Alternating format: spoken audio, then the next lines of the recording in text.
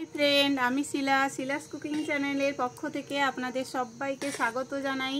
আজ আমি বানাচ্ছি আস্তা পিঠা। পশ্চিম মেদিনীপুরের বা ঝাড়গ্রামের একটা বিখ্যাত পিঠা হচ্ছে আস্তা পিঠা। তার জন্য আমি গুড়টাতে পাক দিয়ে নিচ্ছি। এটা হচ্ছে আমার শীতের রান্না ঘর, তাই ফার্স্ট আমি একদম মিষ্টি জাতীয় জিনিস আর পিঠা দিয়ে আপনাদের এই রান্নাঘরে উদ্বোধন দেখাচ্ছি। এখানে লাইট সেভাবে নেই, যেইটুকু আছে আপনাদের দেখাচ্ছি। প্লিজ আমার সঙ্গে আজকে বানাবো গ্রামের স্টাইলে আশা পিঠা বা গুড় পিঠার রেসিপি। আমরা গ্রামের দিকে আশা পিঠা বানাই। এটা পিওর গুড়, এর সঙ্গে জল বা কোনো কিছু দিইনি। গুড়টাকে ভালো করে পাক দিয়ে নিচ্ছি।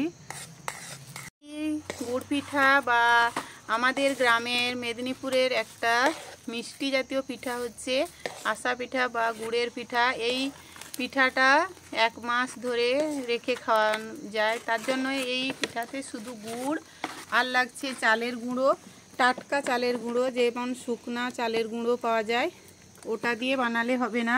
এটা হচ্ছে ভিজা চালের গুঁড়ি, একদম আতপ চাল ভিজিয়ে গুঁড়ি বানানো হয়, ওই গুঁড়ি। আর লাগছে গুড়, আর ভাজার জন্য সাদা তেল, অল্প সামান্য একটু লবণ। প্রথমেই গুড়টার মধ্যে কোনো জল দেওয়া নেই, গুড়টাকে ভালো করে পাক দিয়ে নিচ্ছি। গ্রামের স্টাইলে কিভাবে আমরা প্রপার গুড় পিঠা বা আস্তা পিঠার রেসিপি আপনাদের সঙ্গে শেয়ার করছি।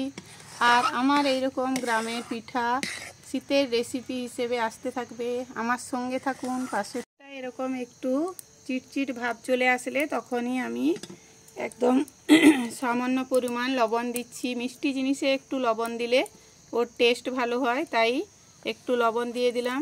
লবণটা দিয়ে দেখুন গুড়টা একদম ফুলে উঠেছে। এখন চালের গুঁড়াটা দিতে থাকবো। একটু চালের গুঁড়া জল দিয়ে প্রথমে গুলে দিয়ে দিতে হবে, তাহলে চালের গুঁড়া দিলে আর সেখানে কোনো বল বা গুটি তৈরি হবে না। প্রথমে আমি একটু চালের গুঁড়ি গুলে দিয়ে দিলাম। চালের গুঁড়িটা আমি দিয়ে দিচ্ছি গুড়ের মধ্যে।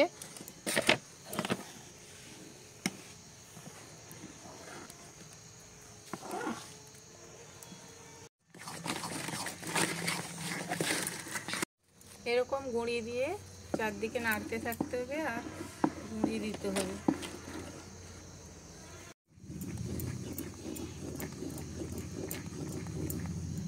এখন বারবার গুঁড়ি দিয়ে এরকম ঘাটনি দিয়ে ঘেঁটে একটা ফলি তৈরি করতে হবে।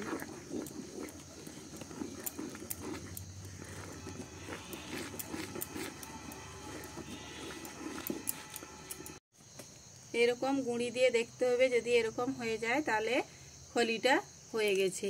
এর থেকে বেশি করলে গুড়টা শুকিয়ে গিয়ে আর পিঠাটা বানাতে পারবেন না। আমার ফলিটা তৈরি হয়ে গেছে। একদম মিষ্টির যেরকম পাক হয় ওই রকম গুঁড়ি দিয়ে বানাতে হবে। এখন নামিয়ে ঢাকা দিয়ে রেখে দেব। এরকম খলিটা নিয়ে এরকম কলা পাতার উপরে গোল গোল করে বানাতে হবে। এই খলিটা এরকম একটু নিয়ে গুড়ের যেরকম লাড্ডুর মিষ্টি হয় একদম গরম গরমই বানাতে হবে। ঠান্ডা হয়ে গেলে কিন্তু এই পিঠা আর হবে না। আর কলা পাতাতেই বানাতে হবে, কিচ্ছু লাগবে না। হাতে তেল দিয়ে কলা পাতাতেই এরকম বানিয়ে নিতে হবে। আমরা সমস্ত কিছু বানিয়ে নিব, আর কিছু বানিয়ে নিয়েছি, আরও কিছু বানিয়ে নিয়ে আপনাদের সামনে চলে আসবো। পিঠাগুলো এরকম বানিয়ে নিয়েছি সবগুলা, আর এখন ছেঁকে নিচ্ছি। তেলে সাদা তেল দিয়ে আমি ছাঁকছি। আপনারা চাইলে সরষা তেল দিয়েও ছাঁকতে পারেন, তিল তেল দিয়েও ছাঁকতে পারেন। আমি সানফ্লাওয়ার অয়েল দিয়ে ছেঁকে নিচ্ছি। শীতের শুরুতে প্রথমেই আমার রান্নাঘর থেকে পিঠা রেসিপি আপনাদের শেয়ার করলাম। কেমন লাগলো কমেন্ট করে জানাবেন। আর যদি ভালো লাগে প্লিজ আমার চ্যানেলটাকে লাইক সাবস্ক্রাইব করুন। Please subscribe my channel. প্রত্যেকটা পিঠা এরকম ফুলে উঠলে উল্টে দিতে হবে। উল্টে দিলেই লাল লাল করে ভেজে নিলে তৈরি হয়ে যাবে আস্তা পিঠা বা গুড় পিঠা, যাই বলেন। আমাদের গ্রামের দিকে বা আমাদের মেদিনীপুরের দিকে এটা আশা পিঠা নামে পরিচিত, তাই আমি এটা আশা পিঠা বলছি। আপনারা কে কি বলেন অবশ্যই কমেন্ট করে জানাবেন। আর আমার এরকম পিঠার রেসিপি যদি আরও দেখতে চান গ্রামের, তাহলে অনেক রকম পিঠার রেসিপি আছে। আপনারা দেখতে চাইলে গ্রামের পিঠার রেসিপি আপনাদের সঙ্গে শেয়ার করব। একদম লাল লাল করে ভেজে নিয়েছি। এটা একদম লাল লাল করে ভেজে নিতে হয়। আর গুড় যেহেতু আছে তাই তাড়াতাড়ি লাল হয়ে যাবে। মিডিয়াম আছে ভেজে নেবেন।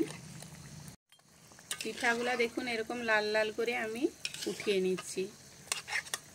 উঠিয়ে নিয়ে একটু তেলটা বের করে দিব, দিয়ে রেখে দিচ্ছি। এটা গরম করে নিয়ে পিঠাগুলো ছেঁকে নিতে হবে। পুরো রেসিপি দেখতে থাকুন। আর কেমন লাগলো অবশ্যই কমেন্ট করে জানাবেন। আর নতুন নতুন কিছু পিঠা দেখতে চাইলে কমেন্ট করে জানান। আমি আপনাদের গ্রামের মেদিনীপুর